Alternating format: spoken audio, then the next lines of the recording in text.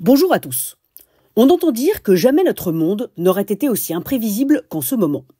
Mais il suffit de faire l'effort de connaître un peu l'histoire et de lire les grands textes du passé pour savoir que cela est faux et que le monde a toujours été imprévisible.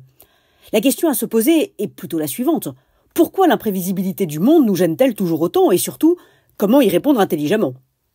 Je vous propose d'y réfléchir avec l'un des plus grands intellectuels du XXe siècle, Elias Canetti, l'un de mes maîtres à penser, dont la pensée justement est d'une extraordinaire actualité. La première chose que nous faisons lorsque nous rencontrons quelqu'un n'est-elle pas de décliner notre identité et d'attendre l'appareil ?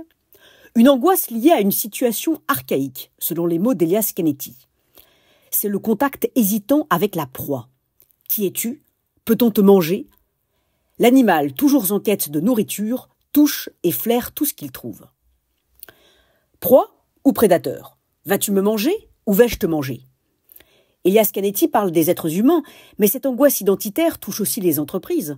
Et toutes les démarches en matière de raison d'être, d'entreprise à mission, marquent bien ce besoin des entreprises de s'identifier, de se positionner les unes par rapport aux autres.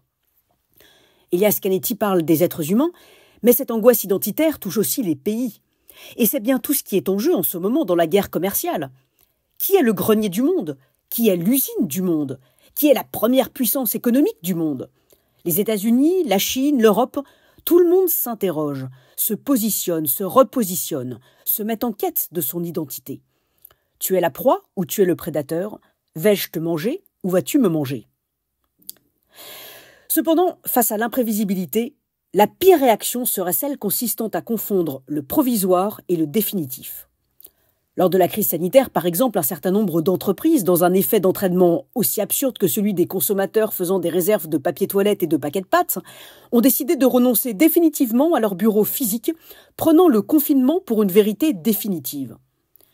C'est oublier qu'en matière de géographie, comme en matière d'histoire, en matière diplomatique, comme en matière économique, il n'existe que des vérités provisoires.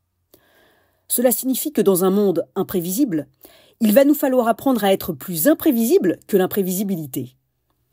Elias Canetti le disait, « Avance dans le doute et dans le tremblement, l'inconnu sauvera ce que tu connais. »